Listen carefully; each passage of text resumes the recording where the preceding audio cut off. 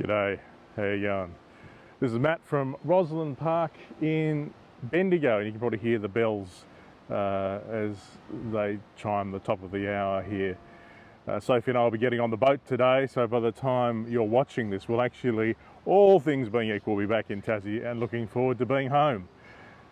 But as we continue our sermon series today, we want to kind of finish the loop and look at what does it mean for us to act on our faith as we step into the process of growing faith.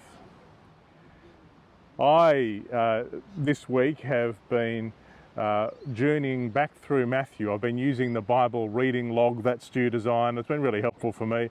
And the way I use it is I have 4 bookmarks in my Bible and read a bit from the Old Testament, a bit from the wisdom books, Psalms, Proverbs, those books, a bit from the Gospels and a bit from the New Testament, just sort of move the bookmarks through. And I'm back to Matthew because I've been cycling through the Gospels, and I just, as I come back to the Sermon on the Mount, just I'm amazed at how revolutionary that Jesus' teaching there is, and how directly he calls us to live a different way of life. We are being directly invited to live the kind of faith that stands out like a light in the darkness. This is one of my favourite passages, Matthew 5:14. You are the light of the world. A town built on a hill cannot be hidden. Neither do people light a lamp and put it under a bowl. Instead, they put it on its stand, and it gives light to everyone in the house.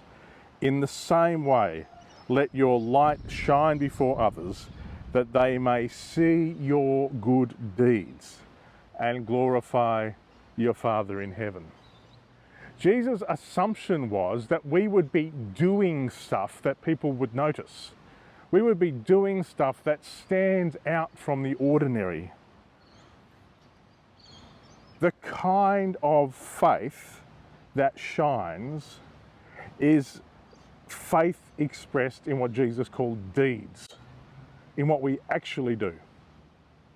As you look at the diagram, it is so important for us to keep our focus on Jesus, to create time to reflect, and in that reflection to be led by the Holy Spirit to recognise truth. And as we recognise truth, to seek the input that helps us make choices. But none of that matters unless we put it into practice, unless we actually do it. After you make a choice, after you say, yep, I want to do things differently, you actually need to do it. In Matthew chapter 5 again, Jesus is talking about his way of life. Sorry if it's a little bit windy. And he says, anyone who sets aside one of the least of these commands and teaches others accordingly will be called least in the kingdom of heaven. But whoever practices and teaches these commands will be called great in the kingdom of heaven. For I tell you that unless your righteousness surpasses that of the Pharisees and the teachers of the law, you will certainly not enter the kingdom of heaven. Do you hear what he's saying? He's saying, unless you practice, unless you put into action and also invite other people to put it into action, it's just not going to work. We can't live a faith that's all just about our own internal world, about having nice emotional experiences. Our faith has to be expressed in action. And it's interesting, as he says, our righteousness has to surpass that of the Pharisees and the Sadducees. It's clear what he is meaning is we've got to do more than talk. Later on in the book of Matthew, in Matthew 23, he actually is very specific about the issue he has with the Pharisees and the Sadducees. He says this, the teachers of the law and the Pharisees sit in Moses' seat. So you must be careful to do everything they tell you. He's saying, look, yeah, they know the law, they'll tell you what to do. But listen to what he says next. He says, but do not do what they do. because they don't practice what they preach. They don't practice what they preach. If we're going to live the kind of life that shines like a light, we've just got to do so much more than preaching. We've got to live the gospel. If we're going to bring hope to the city of Hobart, to the state of Tasmania and to the world, we've got to be open to the whole life that Jesus invites us into. Yeah, we need our hearts transformed by Jesus, absolutely, we do. But the transformation of our hearts will necessarily lead to the crisis of action as he invites us to live our lives differently, to practice what we preach, unlike the religious people he was so condemnatory of. And I think that in Australian culture, it's interesting that Australians also are hypersensitive to hypocrisy, just as Jesus was. And I think that the number one criticism leveled at the church is that we don't practice what we preach. So brothers and sisters, let's practice what we preach. Let's let our lives be changed with Jesus and live those changes in a way that people can actually see them. It's interesting that he keeps talking about practice and using that kind of language, because the Bible invites us, the Apostle Paul particularly invites us to train ourselves to be godly. And training is repetitive doing. In these last couple of weeks, as the NBA season starts, I've been enjoying spending time with my son Dan, watching some of the NBA games, and he's been explaining to me just how many hours these professional athletes who have played thousands and thousands of hours of basketball, how many hours they still have to practice. And he was pointing out to me a player by the name of Trae Young, and he said, look, Dad, he's smaller than me, and he always had to fight hard in order to be good, but he's one of the best players in the NBA because he practiced. Practice is repetitive doing. It's doing the same things over and over and over again, and as you do that, it actually changes the way your brain is structured, and so you can do things repetitively and reflexively rather than having to think, okay, what do I do? How do I shoot this ball? And it's the same as in life. There's a famous Indian proverb that says, sow a thought. Well, in the context of our diagram, it would be sow a reflection, a recognition, and a choice, and reap an action. Sow a thought, reap an action. Then what does it say next? Sow an action and reap a habit. See, as you see on our diagram, as you repetitively do things, it produces habits. God has wired us in such a way is we don't have to continually keep thinking about things. We can develop habits. But this little proverb doesn't finish there. It says, sow a habit, reap a character. And sow a character, reap a destiny. That's really what the Apostle Paul was trying to get at in 1 Corinthians 9:24-27, where he says, don't you know that in a race all the runners run, but only one gets the prize?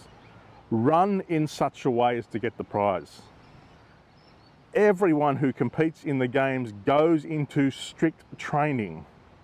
They do it to get a crown that will not last, but we do it to get a crown that will last forever. Therefore, I don't run like someone running aimlessly. I don't fight like a boxer beating the air. No, I strike a blow to my body and make it my slave, so that after I've preached to others, I myself will not be disqualified from the prize. What he's saying is, I don't want to just preach. I want to live. I want to live in such a way that my life reflects the hope I have in Jesus. Is that true for you? Do you want to do more than talk? Do you want to do more than just have nice emotional experiences of faith? We want to be people who are growing in faith. And that happens as we live our faith. This is what we've been talking about with the spiritual disciplines and those cards that we launched last week. And I hope that gradually you may, from time to time, pick one up and say, how am I going with maybe Sabbath or spending time in prayer, or as we gradually roll out them for all of the behaviours for Follow, Bless and Share. I hope you find them helpful, because they are right at the heart of what we mean by training. We are all on a journey, and if we are to truly be the kind of people whose lives bring hope to our city, to our families, to our state, we need to be the kind of people who act and not just talk about it. We're going to move to our discussion time now. And in our discussion time, it's a very simple question. Who are the people in your life whose deeds, whose actions stand out like light in the darkness? Who are the people in your life whose deeds stand out like light in the darkness? So we'll move to the discussion groups now, and if you're online, can I really encourage you to write your reflections. Who are the people in your life whose actions stand out like light in the darkness?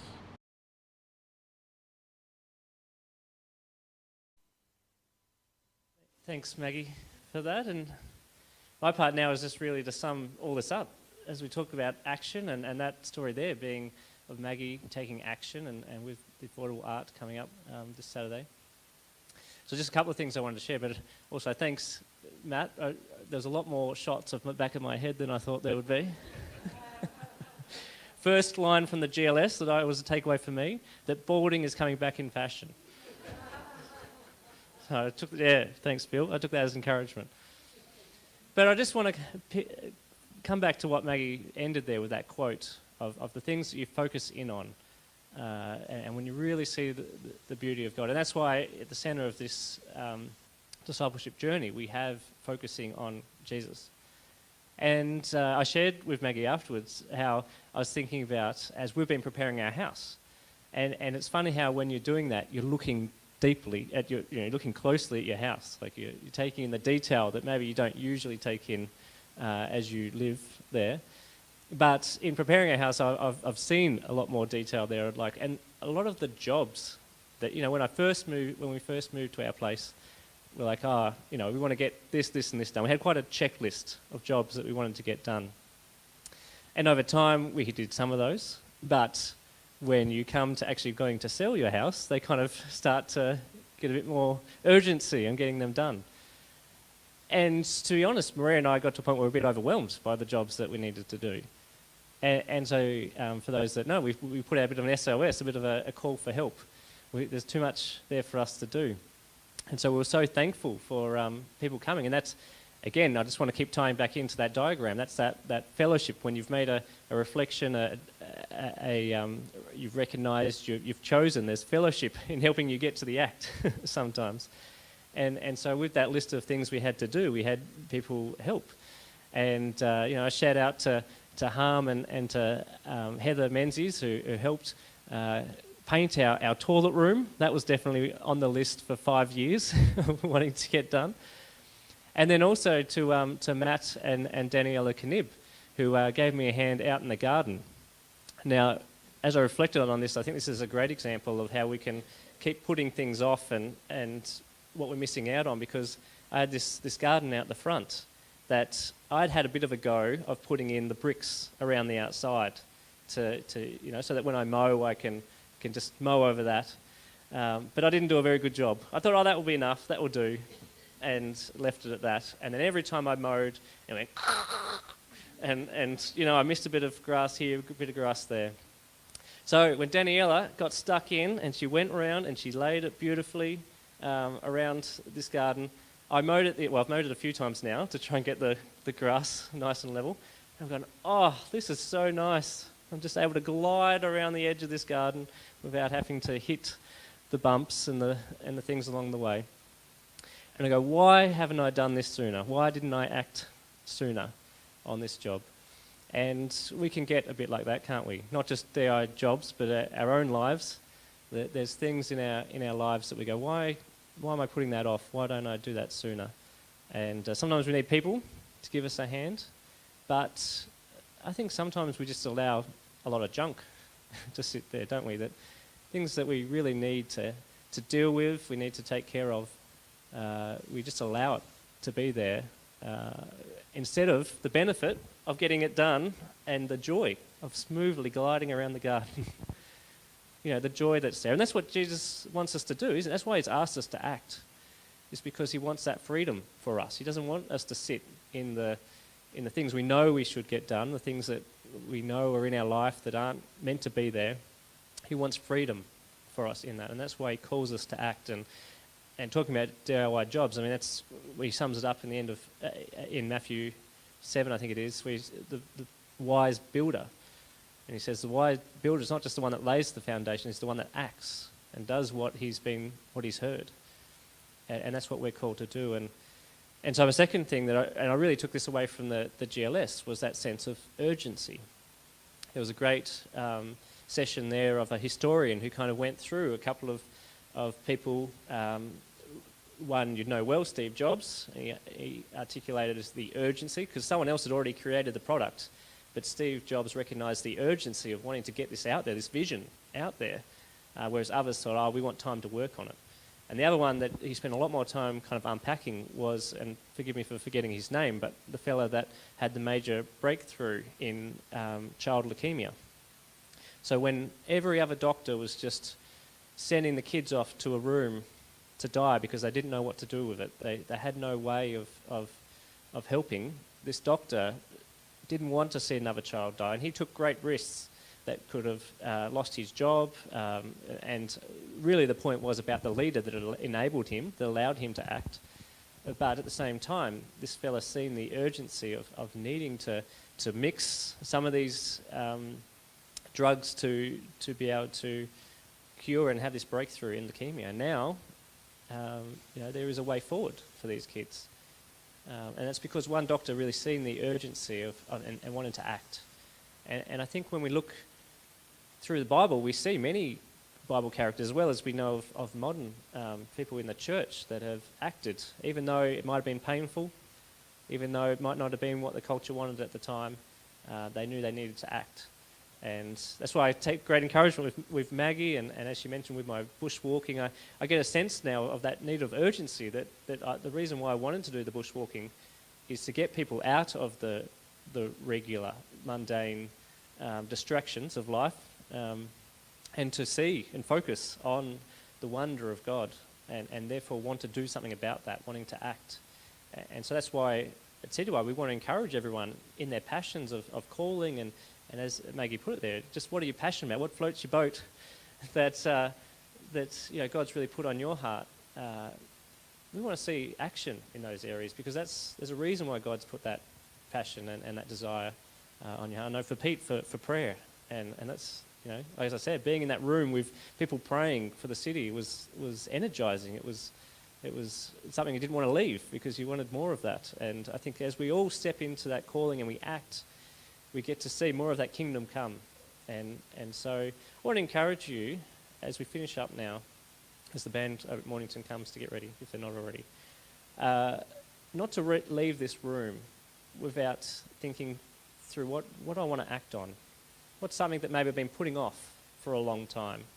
Be that something yourself that you've been putting off. But remember too, these actions benefit others as well. There's a calling for us to not just lay our life down for ourselves, but for others. And so a lot of these passions and what God's calling us to act on is to benefit others as well. And sometimes we've got to deal with the things that in our own heart first, but at the same time, it's to then mature and to act for others. So I just want to encourage you, like I said, don't walk out of this place, and those online, don't walk out of the room you're in without really working through what is the thing I want to act on, that I want to do it, because I've been letting it go for too long, and it needs to be dealt with, it needs to happen. So now as we sing this last song, I want you to ponder that, maybe bring someone into that conversation, because when we have that accountability, it's more likely to happen. But also that encouragement, because we need that too. So thank you.